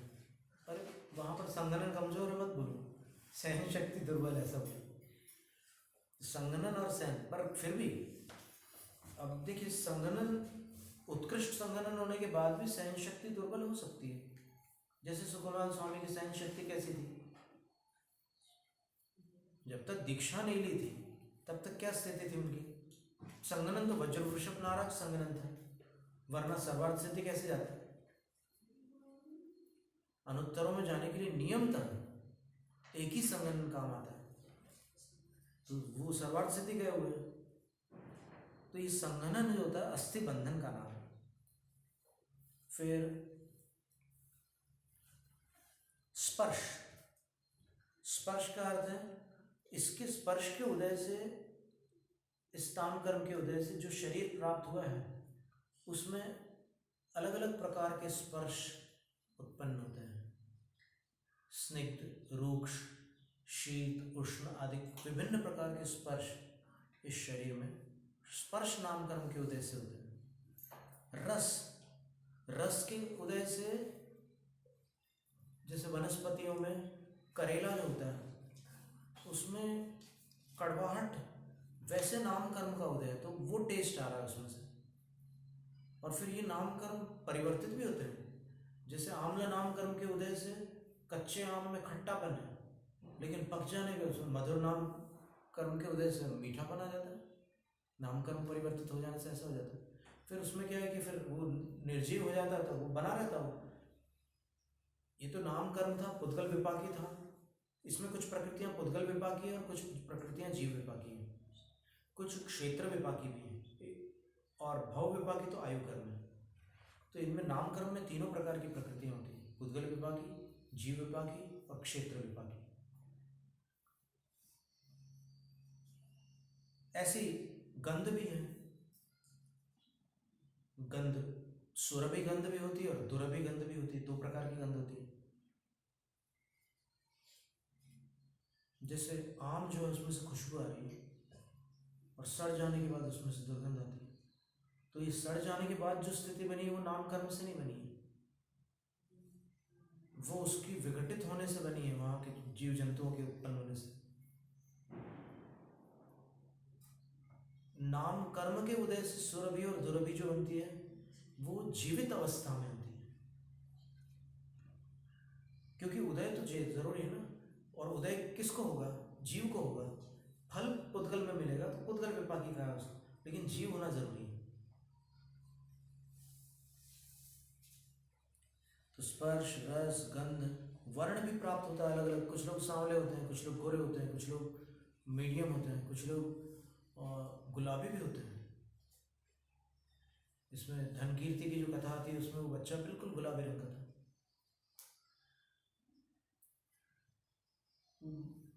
एक पहली मछली को वापस छोड़ने का जो नियम है ना, एक कथा में मुनि महाराज मछुआरे को नियम मांगता है कि मेरे को कोई नियम दे दो, तो वो एक मछली छोड़ देने का नियम देते हैं। तो वो आगामी भाव में जब मनुष्य बनता है तो मनुष्य बनने पर वो बिल्कुल गुलाबी रंग का था। तो अलग भिन्न भिन्न वर्ण नाम कर्म के उदय से अलग अलग वर्ण बनते हैं। इनका संयोगी भंग भी होते हैं। कुछ अनुभाग के अंतर के कारण इसमें अंतर पड़ जाता है। जैसे कुछ गुलाब एकदम लाल होते हैं, कुछ कम लाल होते हैं। तो जो वर्ण नाम कर्म का अनुभाग है वो अधिक होने से ज़्यादा लाल होता है, कम होता है तो कम लाल होता है। ऐसे अनुभाग के कारण अंतर पड़ जाता है। ऐसे ही कृष्ण वर्ण नाम कर्म में भी यही स्थिति होती है। कुछ ज़्यादा काले लोग, कुछ कम काले लोग आएंगे सांवले की श्रेणी में, तो ऐसे भेद बन जाता है। फिर अनुपूर्वी नाम कर्म जो होता है उसका एक बड़ा महत्वपूर्ण काम है। ये बहुत विशेष कर्म है अनुपूर्वी। अनुपूर्वी का क्या काम होता है कि जब शरीर छोड़ करके जीव आगामी भाव के लिए प्रस्थान करता है तो यहाँ की आयु उसकी नष्ट हो जाती है, क्योंकि यहाँ की आयु का क्षय किए बिना उसका मरण नहीं होगा, और मरण के बिना ये उदय भी नहीं आएगा ये कर्म। तो एक उदाहरण देते हैं, जैसे वासुपूज्य महाराज जी थे, संलेखना हुई उनकी, तो देवगति को प्राप्त हुई। अंत में ओम नमः सिद्धेभ्य बोलने वाले जीव और किस गति को प्राप्त हो सकते हैं, और इतनी कठिन साधना और इतने ज्ञान ध्यान में तत्पर रहने वाले और कहाँ जाएंगे? मुनि मार्ग में चलने वाले कहाँ जाएंगे? तो क्या हुआ, अंत में उन्होंने 3 बार ओम नमः सिद्धेभ्य, आवाज नहीं निकली लेकिन मुंह हिला उनका, सबके साथ सब लोग ओम नमः सिद्धेभ्य ही बोल रहे थे वहां, उनने भी वैसे ही बोला और फिर समाप्त हो गया। तो और क्या विचित्र संयोग है कि 3 बार उनने 3 बार बोलने के बाद ही प्राण छोड़े। पता नहीं गिनती कैसे, गिनती किसने की मालूम नहीं, वो कैसे कर सकते हैं गिनती? अगर गिनती करेंगे तो मंत्र में ध्यान कैसे लगेगा, गिनती में ध्यान चला जाएगा। और उस स्थिति में कितनी शिथिलता थी, वो 5 दिन से लेटे नहीं थे। अंत में उनको जो पेट में बहुत बड़ी गांठ हो गई थी, वो 5 दिन से अंत तक लेट नहीं पाए थे, पर फिर भी उनने क्या साधना की होगी कोई कल्पना नहीं कर सकता। उनका स्मरण करके उनके चरणों में नतमस्तक हो जाता है कोई भी। तो जब यहाँ से वो शरीर छोड़ करके गए, तो देवलोक, चूंकि वैमानिक लोग जो है वो ऊर्ध्वलोक में है, तो यहाँ से गए, तो वो जैसे भी गए, लेकिन रास्ते में शरीर का आकार कैसा था, इस प्रश्न का उत्तर ये नामकरण है। पूर्व शरीर का आकार बनाए रखता है ये आनुपूर्वी नामकरण, इसलिए इसमें पूर्व शब्द छुपा हुआ है, आनुपूर्वीय। उदय किसका है अभी? देवायु का। गति कौन सी है? देवगति। जाति कौन सी है? पंचेंद्रिय। सब कुछ यहाँ का छूट गया यहाँ पर, और पूरा नया प्राप्त हो गया है। लेकिन शरीर, आत्मा का जो आकार है वो अभी मुनि महाराज वाला आकार है। देवायु का उदय आ चुका है, देवगति भी उदय में आ चुकी है, लेकिन पूर्व शरीर की आकृति रास्ते में बनाए रखता है, रखने वाला कर्म या अनुपूर्वी है। तो मनुष्य की आकृति बनाए रखने वाला कर्म देवगत्यानुपूर्वी है, जो देवगति में जा रहे हैं उनके लिए, है ना।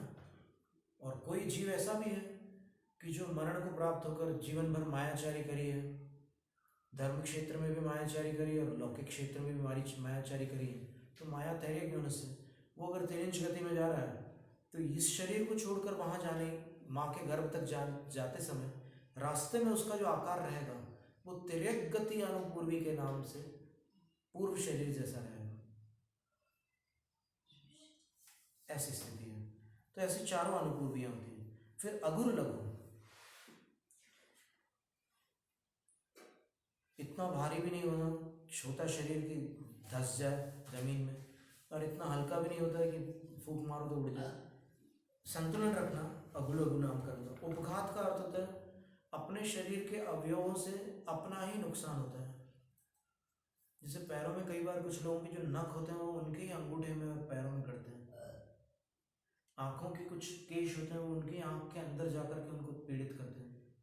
बैल के सींग खुद उसकी आंख में चले जाते हैं कई बार, या फिर उसके गाल में ऐसे चुभ जाते हैं अंदर।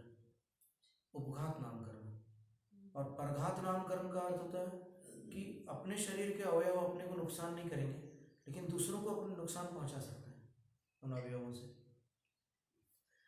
और इसकी दूसरी परिभाषा भी शास्त्रों में आती है, उच्छ्वास नहीं, इसके पहले आतप और उद्योत है। आतप का अर्थ ऐसा प्रकाश जो स्रोत में तो शीतल हो लेकिन अपने आप में गर्म हो। प्रभा उष्ण होती है, स्रोत शीतल होता है, और उद्योत में दोनों शीतल होते हैं, प्रकाश भी शीतल होता है और जहां से आ रहा है वो स्थान भी शीतल होता है। उद्योत नाम कर्म का उदय 5वें गुण स्थान तक पाया जाता है, पहले से 5वें तक। और आतप का उदय जो होता है पहले में ही होता है, केवल पृथ्वी का एक जीवन में पाया जाता है उदय में। उच्छ्वास नाम कर्म से सांस लेते हैं जीव। विहाय गति का अर्थ होता है चलना फिरना। उसके भी दो भेद है, प्रशस्त और अप्रशस्त। जिसकी चाल सुंदर होती है उसको प्रशस्त विहाय गति कहते हैं, और चाल सुंदर नहीं होती वो अप्रशस्त विहाय गति। फिर प्रत्येक शरीर साधारण शरीर, यहाँ सेतराणी लिखा ना अंत में, तो दोनों ले लेना, इतर सहित। प्रत्येक शरीर साधारण शरीर। प्रत्येक शरीर का स्वामी एक जीव होता है। साधारण शरीर में एक शरीर के स्वामी अनंत जीव होते हैं। त्रस स्थावर, त्रस द्विंद्रिय आदि जीवों को त्रस कहते हैं, और स्थावर एक इंद्रिय होते हैं। सुभग सब लोग उसको चाहते हैं, वो सुंदर हो असुंदर हो इससे कोई मतलब नहीं है, सबको उसके प्रति लगाव होता है, वो सुभग नाम कर्म। और दुर्भग नाम कर्म क्या है? वो कितना भी सुंदर हो लोग उसको पसंद नहीं करते, लोगों को उससे एकदम वितृष्णा रहती है। फिर शुभ नाम कर्म से क्या होता है कि आकृति बड़ी मनोहर रहती है, रमणीय होती है, शरीर की आकृति मनोहर होती है शुभ नाम कर्म से। अशुभ नाम कर्म से आकार प्रकार ऐसा बेडौल होता है, अच्छा नहीं लगता। संस्थान वाला आकार अलग है और ये आकार अलग है। कई बार अलग अलग संस्थानों में भी ये शुभ नाम कर्म के उदय से सौंदर्य उत्पन्न हो जाता है। सूक्ष्म जो किसी से न टकराए, और बादर जो किसी से टकराए। तो सुनने में तो लगता है कि सूक्ष्म होना बहुत अच्छी बात है, लेकिन नहीं, सूक्ष्म जीवों को सम्यक दर्शन नहीं होता, बादरों को ही होता है। सुस्वर का अर्थ होता है सुंदर स्वर होना, आवाज सुनने में मधुर लगती है, और दुस्वर जो होती है आवाज कर्कश होती है। पर्याप्ति, पर्याप्तियां पूर्ण करने की क्षमता को पर्याप्ति नाम कर्म से प्राप्त करता है जीव। और पर्याप्तियां बीच में ही पूर्ण नहीं होती और बीच में आयु पूर्ण हो जाती है, वो अपर्याप्तक नाम कर्म है, वो अपर्याप्ति नाम कर्म है, और वो जीव अपर्याप्तक कहलाता है। स्थिर नाम कर्म से वात पित्त कफ में स्थिरता रहती है, संतुलन रहता है। अस्थिर नाम कर्म से ये ऊपर नीचे होते हैं, और इससे रोग आदि भी उत्पन्न होते हैं। अस्थिर असाता आदि सब कर्मों के मिश्रण से रोग उत्पन्न होते हैं। पर क्या ठीक है, वो एक प्रश्न अपने अंदर बना हुआ कि देवगति में भी अस्थिर नाम कर्म का उदय बताया गया है, तो क्या कार्य करता होगा, ये प्रश्न बचा होगा, इसका ढूंढेंगे वो। आदेय नाम कर्म से शरीर में कांति होती है, और वीरसेन आचार्य महाराज ने कहा कि आदेय नाम कर्म का उदय नियम से व्रतियों को होता है। अब व्रतियों में आदेय हो भी सकता है, अनादेय का भी हो सकता है उदय, तो व्रतियों में नियम से आदेय नाम कर्म का उदय, अगर वो सम्यक दर्शन पूर्वक पंचम गुण स्थान व्रती है, चौथे गुण स्थान तक अनादेय का उदय समाप्त होता है, और 5वें से आदेय का ही उदय रहता है, यानी कांति रहती है शरीर में, सब लोग स्वीकार करते हैं। और यशः कीर्ति, यशः कीर्ति जीव विपाकी कर्म है, यश कीर्ति की प्राप्ति होती है इससे, और अयशः कीर्ति इससे विपरीत है। इसमें भी ये बात है कि यशः कीर्ति का उदय पहले गुण स्थान में भी होता है, दूसरे तीसरे चौथे आदि में होता है, लेकिन अयश कीर्ति का उदय चौथे से ऊपर नहीं होता है। यानी सीता जी का जो अपयश हुआ था ना, वो उनके चौथे गुण स्थान के ही काल में हुआ था, जब वो अणुव्रति नहीं थी उस समय, तब उनके ऊपर ये अपयश का वो लगा था, लोकापवाद हुआ। तीर्थकरत्वम, और तीर्थंकर जो सबसे उत्कृष्ट पुण्य प्रकृति है उसको अलग से बता दिया, जिसके उदय से जीव तीनों जगत में असाधारण वैभव संपन्न तीर्थंकर पद को प्राप्त होता है, वो तीर्थंकर नाम कर्म होता है। आर्हंत कारणम तीर्थकरत्व नाम पुण्य फला आर्हंता, ये पुण्य फल वाले 45वीं गाथा प्रवचन सार की। गोत्र कर्म के दो भेद हैं, उच्चैर नीचैश्च। यस्योदयात् लोक पूजितेषु कुलेषु जन्म तदुच्चैर गोत्रम। जिस कर्म के उदय से लोक में पूजित प्रतिष्ठित कुलों में जन्म होता है वह उच्च गोत्र है। और यदुदयात् गर्हितेषु कुलेषु जन्म तद नीचैर गोत्रम। जिसके उदय से गर्हित कुलों में जन्म होता है वह नीच गोत्र है। अंतराय कर्म के भेद क्या है? दान लाभ भोगोपभोग वीर्याणाम। दानांतराय, लाभांतराय, भोगांतराय, उपभोगांतराय और वीर्यांतराय। अब देखिए आप कि 7वें अध्याय में उन्होंने उपभोग और परिभोग शब्द का प्रयोग किया था आचार्य उमा स्वामी ने, लेकिन दूसरे अध्याय में और यहाँ अष्टम अध्याय में भोगोपभोग शब्द का प्रयोग किया। वहाँ क्या था? ज्ञान, दर्शन, दान, लाभ, भोगोपभोग, वीर्याणि। क्षायिक भावों के नाम बताए थे। यहाँ पर अंतराय कर्म के भेद बता रहे कि इनके अंतराय होते हैं 5 प्रकार के अंतराय। दान में विघ्न आ जाना, लाभ, कोई चीज प्राप्त हो रही है और उसमें विघ्न आ जाता है। जैसे मान लो कल कोई पैसा लौटाने वाला था और आज उसका एक्सीडेंट हो जाए तो बात अटक जाती है, लाभांतराय के लिए। भोगांतराय से भोग नहीं पाते, सब कुछ है लेकिन भोग नहीं पा रहे, सब थालियां सजी हुई है लेकिन शरीर में ऐसी व्याधियां हैं कि उस तरफ ललचा लेकर कोई सार नहीं निकलता। उपभोग अंतराय में भी ऐसी है। कपड़ों को उपभोग कहा गया, जो अपन नित्य इस्तेमाल करते हैं वस्त्रों का, उसको उपभोग कहा। तो उसमें अगर अंतराय का उदय होगा तो फिर आप सादे सूती कपड़े पहनो, दूसरे पहनोगे तो एलर्जी हो जाएगी, पहन नहीं सकते। तो भोग उपभोग आदि के में अंतराय विघ्न आते हैं। वीर्यांतराय में शक्ति नहीं होती अगर इसका प्रबल उदय हो। वैसे तो ये देशघाती है, तो एक देश तो रहता ही है कुछ ना कुछ, लेकिन फिर भी अपना काम तो करते ही हैं। अब इसकी अब स्थिति बंध की चर्चा करते हैं। प्रकृति बंध का वर्णन पूर्ण हुआ और नाम कर्म की सारी उत्तर प्रकृतियों को अपन गिनेंगे तो 93 आ जाएंगी, और 93 में वो बाकी सब कर्मों की प्रकृतियों को जोड़ोगे तो 148 कर्म मिलेंगे। 8 मूल प्रकृतियाँ, 148 उत्तर प्रकृतियाँ। और अधिक विस्तार से देखो तो राजवार्तिक में बताया कि ज्ञानावरण और नाम कर्म इनके असंख्यात भेद भी हो जाते हैं।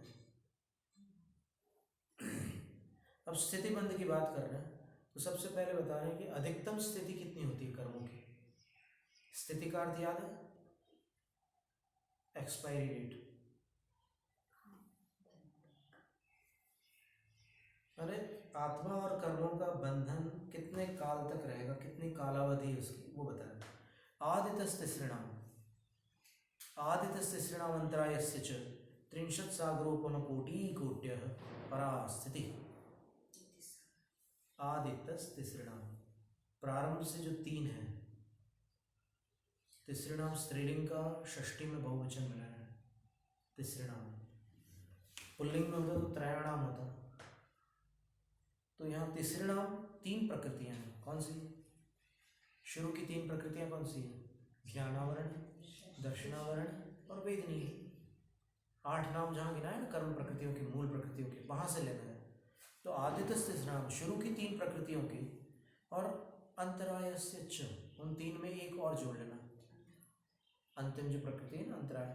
तो इन 4 के 30 सागरोपम कोटि परास्थिति, 30 कोड़ा कोड़ी सागर परास्थिति यानी उत्कृष्ट स्थिति है। 30 कोड़ा कोड़ी सागर। 30 कोड़ा कोड़ी सागर का अर्थ क्या होता है? 1.5 कल्प काल। एक कल्प काल में 48 तीर्थंकर होते हैं। उत्सर्पिणी के 24 और अवसर्पिणी के 24, तो 24 और 24 48, और फिर उसका आधा ले लो तो 3 24 निकल जाएंगी। लेकिन इतना प्रबल ज्ञानावरण कर्म का बंध बांधा है किसी ने, दर्शनावरण का, वेदनीय का, अंतराय का, की हालत खराब हुई। 30 कोड़ा कोड़ी। असाता वेदनी का है ये आश्रम। साता का तो 15 कोड़ा कोड़ी होता है, असाता का 30 कोड़ा कोड़ी होता है। तो शुरू की 3 प्रकृतियां और अंतराय कर्म, इन 4 कर्मों की उत्कृष्ट स्थिति एक सूत्र में बता दी। कितने बताई? 30 कोड़ा कोड़ी सागर। सप्ततिर्मोहनीय से, इससे भी ज्यादा स्थिति होती है क्या? तो आचार्य कहते हैं कि 70 कोड़ा कोड़ी मोहनीय कर्म की होती है। 7 24 निकल जाएंगी, यानी 3 कल्प काल, 3.5 कल्प काल।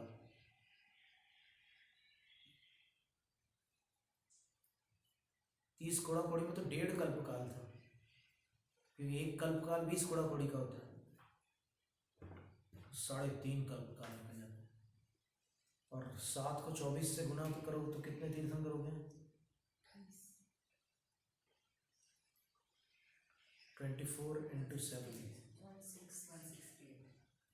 168 तीर्थंकर मोक्ष चले जाएंगे। और अभी बंधा हुआ मिथ्यात्व आखिरी निषेध वहां खेलेगा जाकर।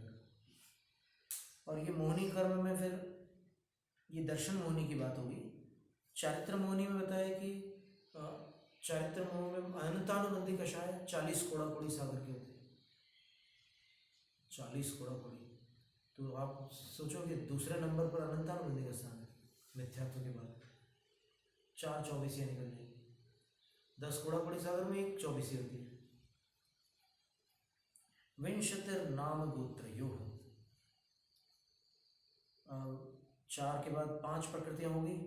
छठी प्रकृति नाम, और छठी और 7वीं प्रकृतियां नाम और गोत्र है। नाम और गोत्र कर्म की उत्कृष्ट स्थिति 20 कोड़ा कोड़ी सागर, 1 कल्प काल प्रमाण है। और वो भी अशुभ नाम कर्म। और 63 सागरों प्रमाण न्यायुष है। आयु की उत्कृष्ट स्थिति कितनी है? तो उसमें कोई कोड़ा कोड़ी नहीं लगा ना, 33 सागर है, उतनी काफी है। 33 सागर की उत्कृष्ट स्थिति होती है आयु की। कहाँ कहाँ होती है? तो सप्तम पृथ्वी में और सर्वार्थ सिद्धि आदि अनुत्तर विमानों में। अब प्रश्न आएगा कि जघन्य स्थिति कितनी होती है इन कर्मों की? तो आचार्य कहते हैं अपरा 12 मुहूर्ता वेदनीयस्य। जघन्य स्थिति जो होती है वो वेदनीय कर्म की 12 मुहूर्त होती है। ये साता वेदनीय की है। दशम गुण स्थान में बनने वाली साता वेदनीय की उत्कृष्ट जघन्य स्थिति 12 मुहूर्त है। यानी एक दिन में 30 मुहूर्त होते हैं, तो 12 मुहूर्त में वो उदय में आ सकती है। अगर उपशम श्रेणी वाले हों तो, शपक श्रेणी वाले हों तो नहीं आएंगे। और शपक श्रेणी वाले हो तो आ जाएगी उदय में, ऊपर केवल ज्ञान होने के बाद आएगी। और किसी को नहीं मिलेगी। नहीं, ये दशम गुण स्थान की स्थिति है, उसके अलावा कहाँ हो सकती है? नाम गोत्र और अष्टो, नाम और गोत्र कर्म की जो स्थिति है वो 8 मुहूर्त है। 12 में 4 कम कर लो, 8 मुहूर्त प्रमाण है। और शेषाणाम अंतर मुहूर्ता, बाकी सब कर्मों की जघन्य स्थिति अंतर मुहूर्त की है। आयु कर्म भी अंतर मुहूर्त का है, बाकी सभी कर्म अंतर मुहूर्त के हैं। ये स्थिति बंध का वर्णन हुआ। और मध्यम स्थितियाँ बहुत सारी हैं। अब अनुभाग बंध की चर्चा कर रहे हैं। अनुभाग को आचार्य उमा स्वामी ने अनुभव इस शब्द के द्वारा अभिहित किया हुआ है। विपाकोऽनुभवः, वो क्या वस्तु है अनुभाग? तो आचार्य कहते हैं विपाक, विशिष्ट पाक, विपाक, जो कर्म फल देते समय, उदय में आते समय पकता है और एक कड़वा मीठा अपना जो भी फल है वो दे करके जाता है। तो वो जो कर्म का स्वाद है, कड़वापन, मीठापन, पाप में कड़वाहट होती है और पुण्य के उदय में मिठास होती है। उसके अलग अलग अनुभाग होते हैं, शक्तियाँ अलग अलग होती हैं। तो उसको आचार्यों ने 4 प्रकार के पाप के विपाक बताए, 4 प्रकार के पुण्य के विपाक बताए। पाप के विपाक 4 कौन से हैं? निम्ब, कुछ कर्म उदय में आते तो नीम जैसे कड़वे लगते हैं। कंजीर, कुछ कर्म उदय में आते तो कंजी जैसे लगते हैं। कंजीर के पेड़ कई बार आपको यहाँ मिलेंगे रास्ते में, कि उसमें इतना बड़ा वो फली होती है और अंदर एक बादाम जैसे निकलती है, लेकिन वो कड़वी होती है। नीम से भी ज़्यादा। नीम से ज़्यादा ही होती है कड़वी, और उसका तेल भरे काम आता है। और उसको कंजी को भी ऐसे घिस करके पानी में पैरों में लगाया जाता है। साधुओं की सेवा करने वाले विदिशा वगैरह में लोग लगाते थे, तो कंजी कहलाती है। वो नीम से ज़्यादा कड़वी होती है। और फिर उससे भी कड़वा जो कर्म फल है वो विष, विष के अनुभाव वाला। विष उससे भी कड़वा होता है। और फिर सबसे कड़वा जो होता है वो हलाहल है। हलाहल विष सबसे कड़वा। तो ये पाप के 4 अनुभाग हो गए। इसी तरह पुण्य के भी होते हैं 4। गुड़, कुछ कर्म फल देते हैं तो गुड़ जैसे मीठे लगते हैं, और कुछ फल देते हैं तो खांड जैसे मीठे लगते हैं, गुड़ से ज़्यादा मीठे लगते हैं। और कुछ जो होते हैं शर्करा जैसे, शक्कर जैसे मीठे लगते हैं, खांड से भी ज़्यादा मीठी शक्कर होती है। और कुछ जो होते हैं वो अमृत के समान मधुर होते हैं। जैसे 4 प्रकार के अनुभाग दोनों पुण्य और पाप दोनों में पाए जाते हैं। स यथा नाम, वो जो होगा अनुभाग बंद वो यथा नाम होगा। क्रोध है तो गुस्से में वो कड़वाहट कम ज़्यादा लाएगा। हलाहल जैसी कड़वाहट भी ला सकता है, नीम जैसा कड़वा भी गुस्सा हो सकता है। वो जैसा भी हो, यथा नाम, जैसा कर्म का नाम है वैसे ही उसका फल होगा। ततश्च निर्जरा, अब फल देने के बाद क्या होता है कर्म का? तो आचार्य कहते हैं कि फल देने के बाद घबराओ मत हे भव्य जीवो, कोई अब डरने की बात नहीं। ततश्च निर्जरा, वो झड़ जाता है। फल देने के बाद वो कर्म किसी काम का नहीं रहता, वो अलग हो जाता है आत्मा से। वो फिर आत्मा को कुछ नहीं कर सकता, फल दे दिया उसने, गया वो। तो इसलिए कई बार क्या होता है कि कभी उपसर्ग परीक्षा आते हैं, जैसे संजय मुनिराज पर उपसर्ग आया, तो फिर उनने क्या विचार किया, आचार्य गुणभद्र स्वामी लिखा कि केवली तो बहुत सारे साधु बन चुके हैं, लेकिन उपसर्ग केवली कम बने हैं।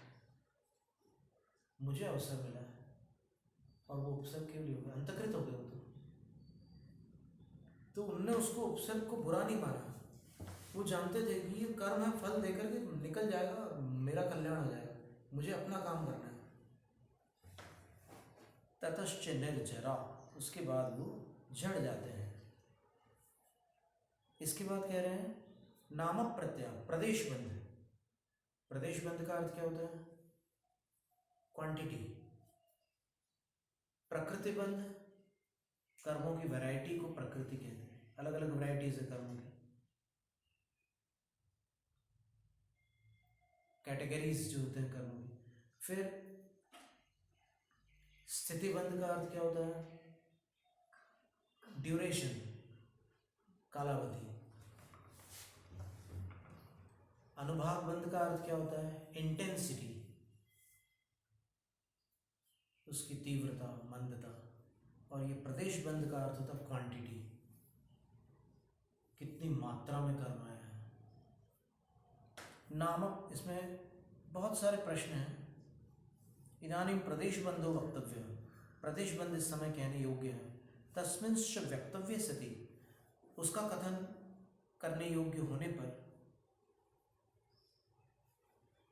इमे निर्दिष्टव्या, ये जानकारियां निर्दिष्ट करने योग्य हैं। किंग हेतव, किस कारण से प्रदेश बंद हो रहा है, कदा, कब हो रहा है, कुतः, कहाँ से हो रहा है, किन स्वभाव, इनका स्वभाव क्या है, कस्मिन, कहाँ, किसमें हो रहा है।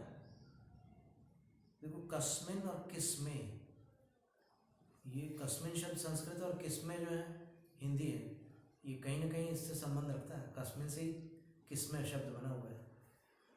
और किम परिमाणश्चेति, कितनी मात्रा है, ये सारे प्रश्न हैं। एक सूत्र में इन सब के जवाब दे रहना चाहिए, सबके उत्तर दे रहे हैं। नाम प्रत्ययाः सर्वतो योग विशेषात् सूक्ष्मैक क्षेत्रावगाः स्थिताः सर्वात्म प्रदेशेष्वनन्तानंत प्रदेशाः। जितने पद हैं वो उन सबके उत्तर है ऊपर के प्रश्नों में। नामनः प्रत्यय, नाम प्रत्यय, नामेति सर्वा कर्म प्रकृतियो विधीयन्ते। सब कर्म प्रकृतियां किसी न किसी नाम से पुकारी जाती हैं। स यथा नाम इति वचनात्, ऐसा वचन आ चुका है पहले। इससे हेतु भाव उक्त, इसमें कारण बता दिया कि उनके कारण है ऐसा होता है। फिर सर्वतः, सब भवों में होता है।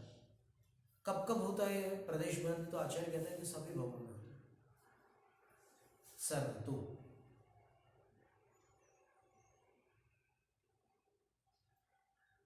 अनेन अन्यतोपि इस व्याकरण के सूत्र से सर्वतः का प्रयोग किया है। यहाँ पंचमी नहीं लेना है, सप्तमी लेना है। व्याकरण की बात है, जिनको समझ में आ रहा हो समझ गए होंगे। सर्वतो का अर्थ सब ओर से या सबसे नहीं है, सर्वतो का अर्थ सब भवों में है।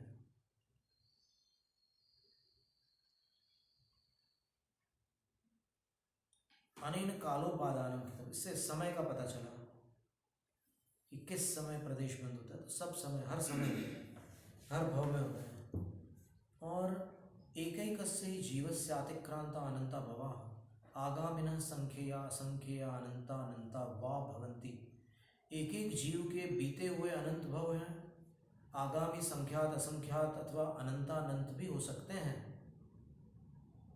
योग विशेषार्थ, यहाँ निमित्तात् कर्म भावेन पुद्गला आदीयन्ते। योग विशेष से, मनोयोग, वचन योग, काय योग से, योग विशेष का अर्थ भेद है। योग के किसी भी एक भेद से कर्म का आश्रय हो रहा है एक काल में, तो योग से कर्म का आश्रय होता है। लेकिन निमित्त विशेष निर्देश है, इसमें निमित्त विशेष का निर्देश दे दिया कि ये प्रदेश बंद किस निमित्त से हो रहा है, किसके कारण से हो रहा है, तो बता दिया कि ये योग विशेष के कारण है। फिर सूक्ष्मादिग्रहण, सूक्ष्म क्षेत्रावगाह स्थिता, ये शब्द लिखा ना, ये एक पद दिया हुआ, तो बोलते हैं कि सूक्ष्म न स्थूला। ये बता रहे हैं कि कार्बन वर्गणा के जो उद्गल होते हैं वो सूक्ष्म होते हैं,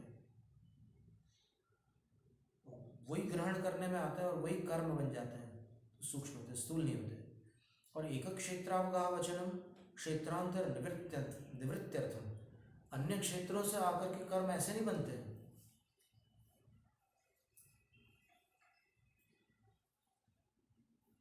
जैसे आप ग्लास में पानी भरते हैं तो बाहर से पानी भरते हैं तब वो पानी भरता है।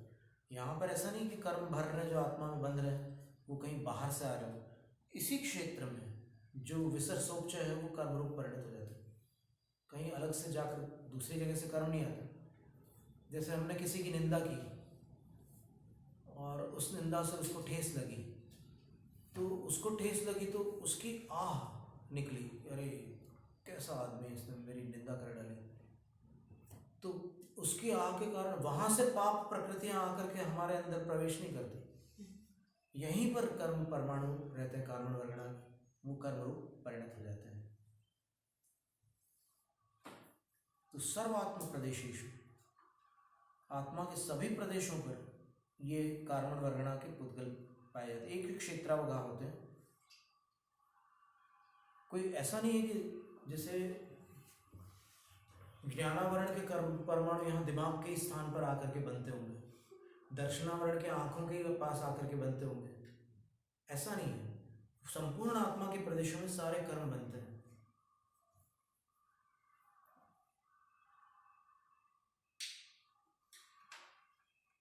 संपूर्ण प्रदेशों में ऊर्ध्वमधस्तिरेक सर्वेष्वात्म प्रदेशेषु व्याप्य स्थिता। ज्ञानावरण का बंध बांधा आपने तो पूरी आत्मा में उसके परमाणु व्याप्त हो जाएंगे, एक जगह नहीं रहेंगे। अनंतानंत प्रदेश वचनम परिमाणांतर व्यपोहारम, अनंतानंत ये जो वचन है ये और किसी राशि का निषेध करने के लिए है कि आप संख्यात असंख्यात मत लगा लेना, अनंत भी मत लेना, अनंतानंत लेना, क्योंकि अव्यय से अनंत गुणित है ना, तो अनंत में अनंत का गुणा हुआ तो अनंतानंत हुआ कि नहीं। सिद्धों का अंत अनंतवा भाग है, लेकिन अभव्यों से अनंत गुणित होने से अनंतानंत ही लेना। एक समय प्रबंध में कितने परमाणु हैं, अनंतानंत, इतना है। अभव्यानंत गुणा सिद्धानंत भाग प्रमित प्रदेश घनांगुलस्य असंख्येय भाग क्षेत्रावगाहिनः एक द्वितीय चतुर संख्येय असंख्येय समय स्थितिकाः पंचवर्ण पंच रस द्विगंध चतुस्पर्श स्वभावा अष्टविध कर्म प्रकृति योग्या। ये इनमें स्पर्श रस गंध वर्ण आदि सब होते हैं कारण वर्गणाओं में, एक समय में जो आ रही है उस प्रदेश बंध है। यदि प्रदेश बंध समास्तो वेदितव्य, इस तरह प्रदेश बंध को संक्षेप से जानो, विस्तार से जानना हो तो और ग्रंथ है वहाँ पर, घुमरसार कर्मकांड में भी वर्णन मिलेगा प्रदेश बंध का, और महाबंध में और विस्तार से मिलेगा। अब पुण्य और पाप क्या है ये भी बता दीजिए, क्योंकि आश्रव बंध के बाद पुण्य और पाप का भी विभाग कर दीजिए। तो आचार्य कहते हैं सद्वेद शुभाय नाम गोत्राण पुण्यम। साता वेदनी शुभ आयु, 3 आयु शुभ होती है, मनुष्य, देव और तिरंच आयु शुभ। तिरंच आयु शुभ क्यों होती है? क्योंकि कोई भी तिरंच मरना नहीं चाहता। नरक आयु एकमात्र आयु अशुभ है। और गतियों में आप देखोगे तो तिरंच गति अशुभ है, नरक गति अशुभ है, देव और मनुष्य गति शुभ है, लेकिन आयु में ऐसा हिसाब है।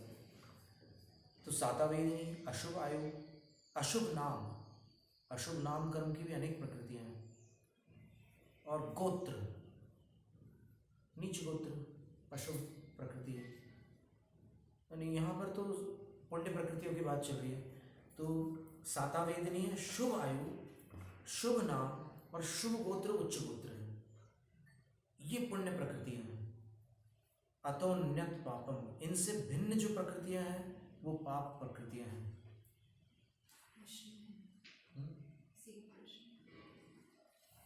कर्मों की प्रकृतियों में देशघाती सर्वघाती घाती का कैसे होता है? सर्वघातीपना कैसे होता है? अनुभाग से होते हैं। वो अनुभाग बंध से देशघाती और सर्वघाती का विभाग बनता है। और है देशघाती प्रकृति और देशघाती स्पर्धक में क्या अंतर है? प्रकृति तो एक पूरी प्रकृति होती है, जैसे सम्यक्त प्रकृति है। अब उसमें कर्मों के एक समय में उदय आने वाले जो निषेक होते हैं, उन निषेकों के अंदर स्पर्धक होते हैं।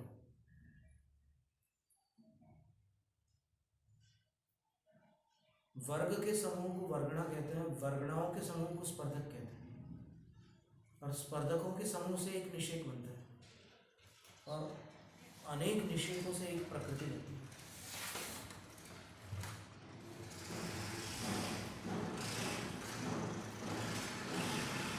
कुल मिलाकर पापों की गणना जो है कैसे लगाएंगे? तो आचार्य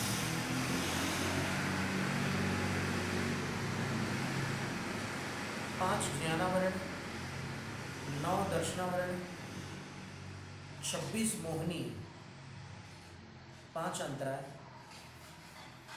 नरक तिरंच गति, 4 जातियां। अच्छा, नरक तिरंच गति दोनों को पाप में ले रहे हैं, ठीक है।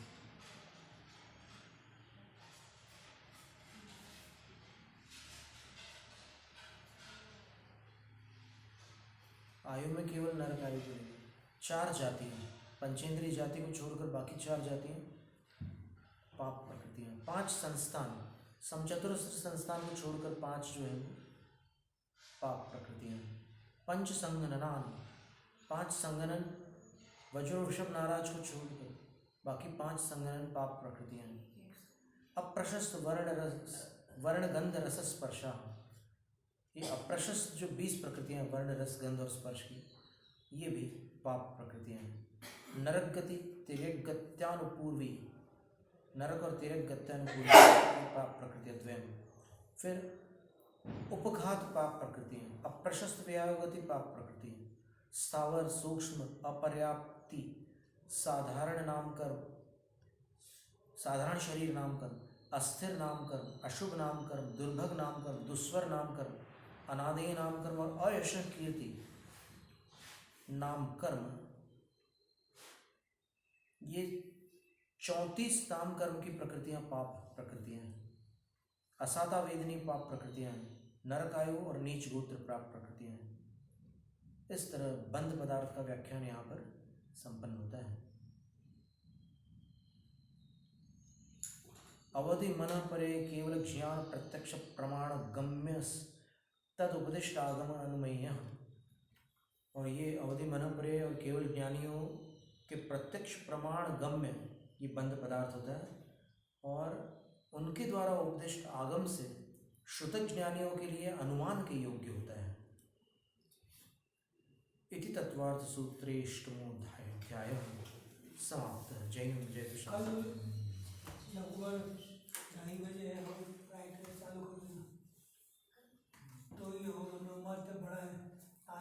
को पकड़ा रहा, कल हो जाए, कल छोटा है ना।